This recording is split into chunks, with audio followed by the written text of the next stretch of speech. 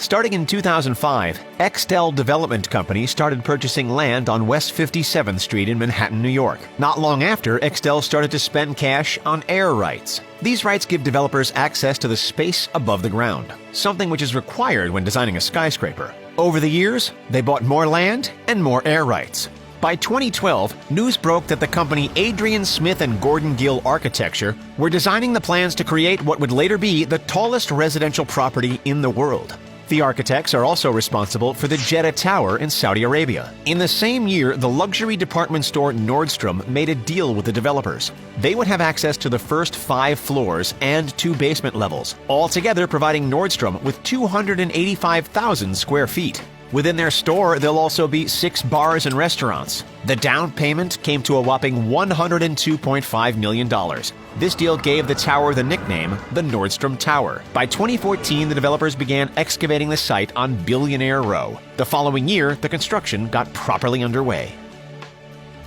By the 17th of September 2019, the Central Park Tower was topped out. This is when the final beam is placed at the top of the building. The tower now stands at 1,550 feet tall, surpassing its New York rival, 111 West 57th Street, which currently stands at 1,428 feet. In October of 2019, the Nordstrom levels were open to the public. However, Central Park Tower still had more construction to do to its residential floors. Due to the current global events, the building work was halted in March of 2020. When it's finally completed, the tower will have 131 floors altogether, 98 of which are residential. There's currently plans for 179 apartments altogether. The residents also won't need to use the stairs when traversing the levels if they don't want to. The tower is said to contain 11 elevators to make it easy as possible to get around. A project of this scale doesn't come cheap. Adding together all of the costs of the building labor, materials, and air rights, Extel is said to have spent $2 billion to create the Central Park Tower. This fee included a loan of $900 million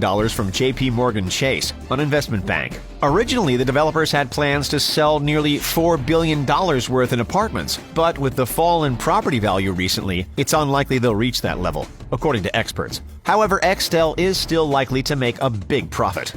With a building as tall as this, there are bound to be some safety features to help keep people away from danger as well as add a sense of security. One of these features is that no balconies have been installed in the residential areas. Especially with those floors near the top, having a balcony could potentially lead to people accidentally falling from a great height. Instead, the building is covered with a glass curtain wall. It helps keep people safe as well as protects residents from the weather. Some floors do have terraces to allow a bit of open-air enjoyment. For security reasons, the Central Park Tower has a full-time doorman installed on the grounds.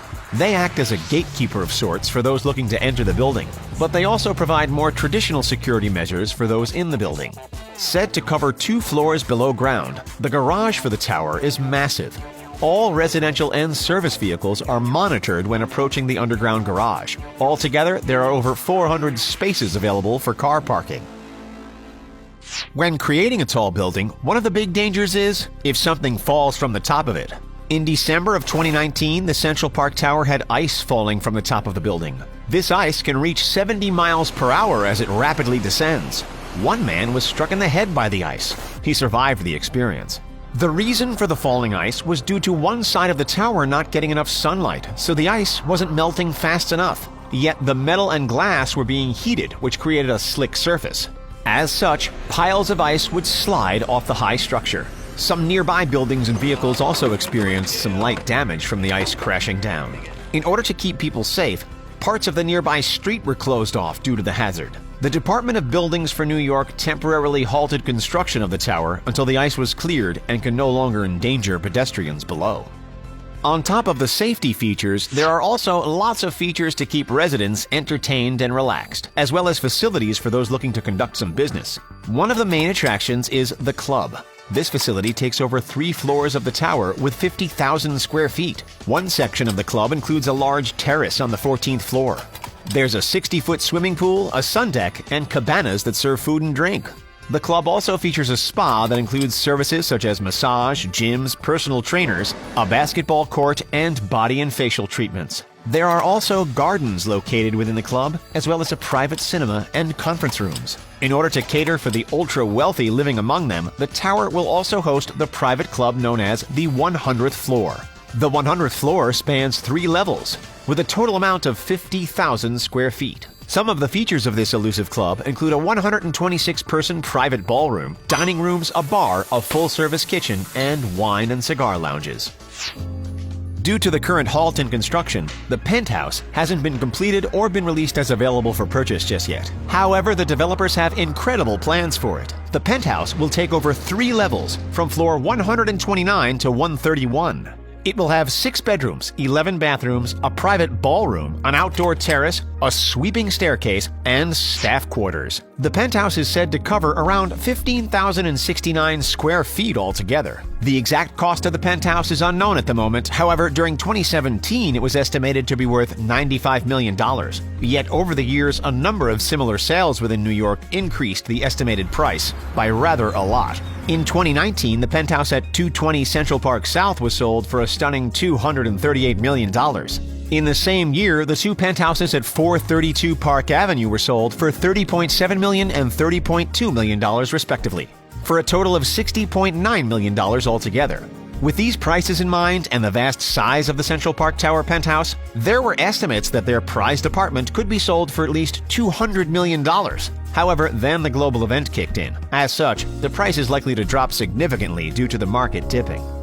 Beyond the apartment at the very top, Central Park Tower has a small number of their other residencies on the market already. As of the making of this video, the cheapest apartment will still make most people's eyes water. Within 1,897 square feet, the apartment 33D has 2 bedrooms, 2 bathrooms, 2 walk-in closets, a powder room, a kitchen, and a dining room.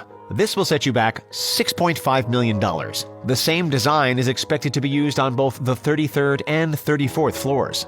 The next apartment is 80E. This residence has 4,295 square feet of space to enjoy. The same design is set to be used between floors 78 and 86. This design has 4 bedrooms, 4 bathrooms, 3 walk-in closets, a powder room, a grand salon, and a family room attached to the kitchen. A property like this will cost you a little over $33 million. The priciest living quarters is on floor 113.